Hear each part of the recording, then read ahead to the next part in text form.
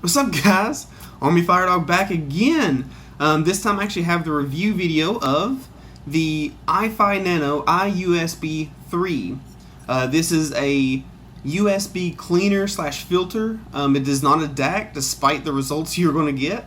But its main purpose, or actually its only purpose, let me rephrase that, is just to clean up the source before it gets to your DAC and amp. Make it cleaner, get rid of all the jitter, the hiss, if you will. But before we jump into this review, I do have to give a giant thank you and heartfelt appreciation towards both iFi and to my good friend Mr. Kinsella, which I met at the Carolina CanFest meet, who was gracious enough to give me a very nice review period with their products. I greatly appreciated that, and to you all, I do greatly thank you. But always, let's start with the construction, shall we? So the construction of the Nano is wonderful. It is very, very top notch.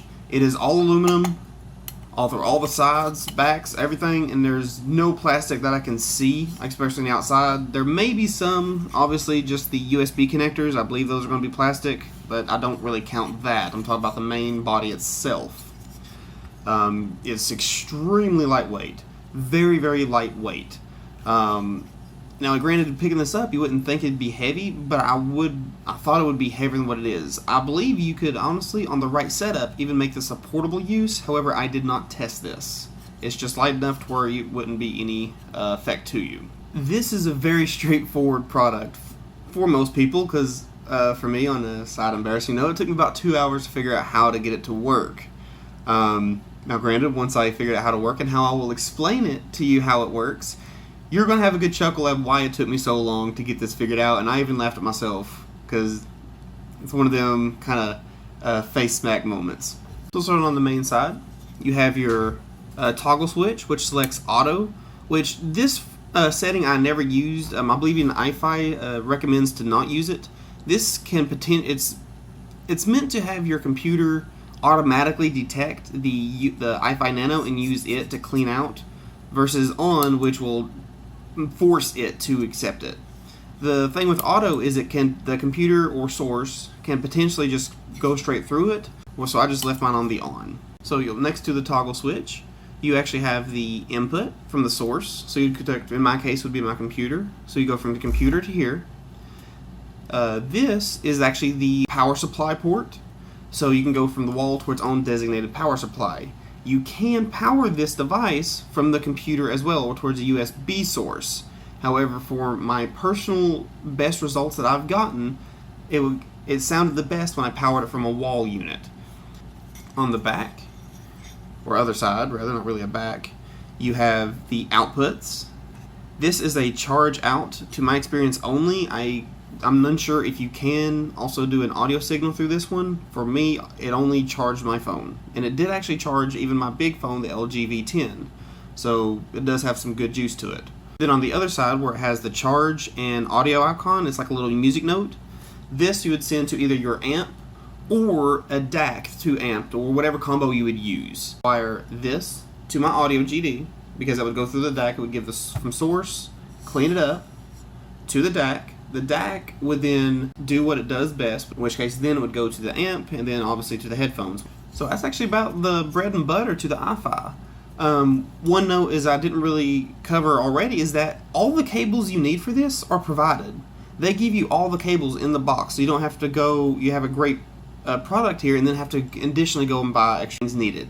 That is huge, and I take great appreciation in that. It's very rare that a product will go the extra mile and actually give you the products. Are they the top tier, like threaded cables? No, they are very basic cables, that they are.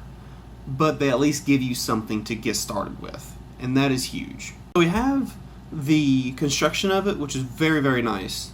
The functionality of it, which is, for most people, very straightforward and very simplistic, so two very high notes. So how about sound?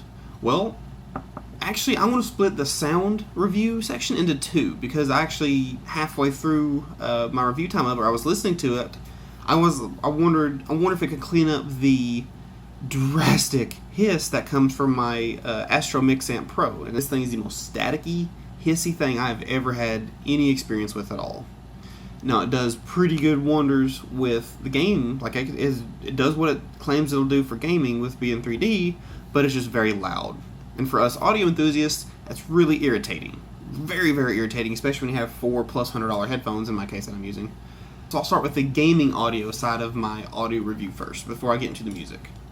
So how I connected it, I did it two ways. The source input from a PS4 to here, so I can get the power supply going through here, where it starts cleaning it up right here, in the iFi Nano. I then connect the power supply cable from the Nano right into the power supply, and then that's it. The only extra step that would happen is, say if I wanted to use my Sennheiser HD650s, I would then use this cable here, which I would connect this to the headphone jack of the Astro Mix amp. This would just go on the input side of the back of my own X1S, then just connect my 650s to the own X1S. The Astro Mix amp, if you're using this, your microphones will not work.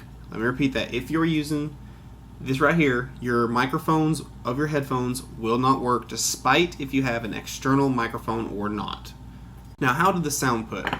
Now, once I had the iFi connected to the Astro, dear gosh, did I love this Astro. This guy did so well. Unfortunately, I can't say it got rid of all the hiss and all the static I was hearing. However, it was very, very, very tolerable. It minimized it so low. In fact, really the only time I mainly heard and had irritation is when I was adjusting the volume button. And then that was about it. Occasionally when the cables get bumped, I would hear static. That's the only time, unless I was directly paying attention to it, that I heard it. Once I started playing the game, I completely zoned it out. So its results for audio and gaming, wonderfully top-notch. Absolutely on par. Now, going to the audio side for music. This thing, despite the results you're going to get, at least that I personally got, it is not a DAC. I know that the website wording, how it phrases things will make you think it is a DAC. It even got me myself as well. Even in the unboxing review, it said very clearly what it was. However, reading further into it, I thought it was a DAC, and I fell for it with the results that I got. But it is not. It is only a USB cleaner filter cleaner. It cleans up all the static and all the jitter and stuff like that that comes from a USB source. So, when I plug this into either my own X1S, I honestly didn't get that much of a result. I noticed things were, the audio was a little bit more accurate as far as I could tell where things were, slightly better. I didn't hear much of a difference or improvement with using my own X1S.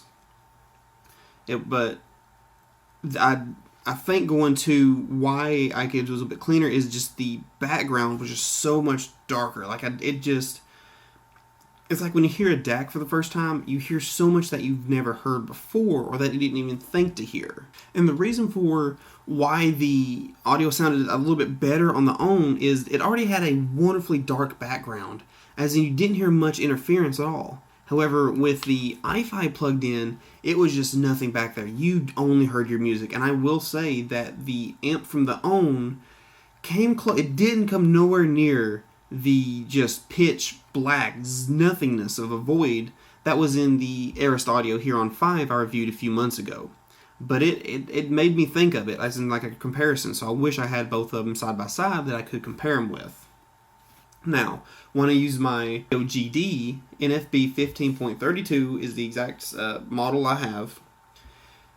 It sounded so much, like it just did wonders to it. Now, I didn't think, and I still don't think, that the Audio GD is a noisy amp, for it's really not. I don't know if it has to do with the rebalance and reclock in the iFi, but it just made things sound smoother. The soundstage got a little bit I don't want to overdo it by saying that it just exploded, because I'm probably ahead of myself, but it just vastly it out. Like I was listening to more of an accurate song I described in this review. I was listening to Pirates of the Caribbean by the Rhapsody Philharmonic. It's a live thing, and it's even a YouTube video. But the surroundings, the introductory of that song, if you close your eyes, regardless if you're listening to it on the 99 Classics or the HD650s, it is such a beautiful song. And with this connected to the Audio GD, you do lose on some of that detail versus the OWN. but you just get that wonderful sound that this thing just... Once I heard the iFi Nano on the Audio GD, I completely stopped using my own X1S at that point, because just what it did, it made the Audio GD absolutely my favorite amp DAC combo that I have. It is so good. Now, it did kind of push back the midsection just very, very slightly, which I didn't care too much for, but I think that has to do, again, going back with how it reclocks and rebalances. It kind of balances out the tone versus the Audio GD's kind of normal decayed bass, exaggerated upper bass, and then a little bit forward midsection. Highs, I couldn't tell what it did too much for the treble notes, so it might have done some, but I couldn't notice anything, my personal self. But it just did so well, and I think that is because this is what would be like a colored or a contrasted amp. So it balancing this, which it just finesses the sound it already has, and I really enjoyed that. So for music and audio, if you already have an accurate solid state amp that is very transparent, I don't think that the iFi Nano iUSB3 will do much to you. I just don't. You'll gain a little bit, but depending on what setup you have, I don't know if it'll justify the price of it. Now, if you're using the Audio GD like I have, or a tube amp, or any other warmer musical sounding amp, or even a DAC, I think you will gain a lot just from what the iFi Nano will do. Again, fooled me as well. It is not a DAC. It does not alter the sound. It just cleans it up, and I guess just finesses what it gets from the DAC it's getting. But the Nano's ability to completely just strip away all the grooves, all the jaggedness, the harshness that comes from a very unclean audio source, like a USB port, for the average consumer who doesn't want to upgrade or completely switch over their already computer, or they just want to improve the stuff they already have. They don't want to buy new stuff. They just want to keep what they have, they love, and they know. They just want it to be better. This will do wonders for you. And you don't have to alter any of your setup. You just switch the cable instead of going from DAC to source, you do DAC to this and this to source. That's honestly about it. Alright, so in conclusion, guys, the iFi Nano iUSB3 is truly a somewhat misleading device, actually a lot misleading, because it will make you think that there is a DAC properties in here, and the website really doesn't help by describing it by comparing it to DACs that well. But it's not. It just cleans and finesses the audio that comes out of your source to the DAC.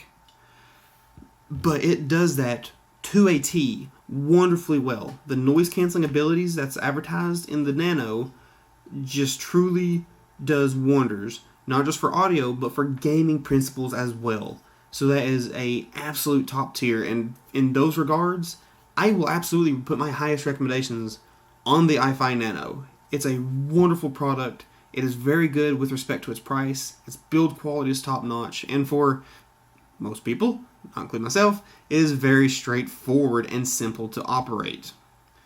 But that's actually it for my re-review, being upfront and honest with you, of the iFi Nano iUSB3.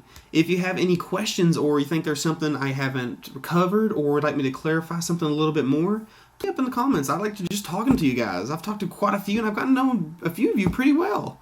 I mean, it's awesome. You guys are amazing people, and actually, I will go more.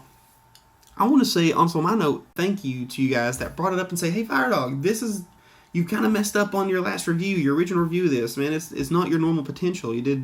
It's just not good. You should really redo it. And thank you. I'm not perfect. I don't claim to be perfect. You can tell by my crappy editing skills. Yes, it is. Or my non-professional background view is just an office/man cave.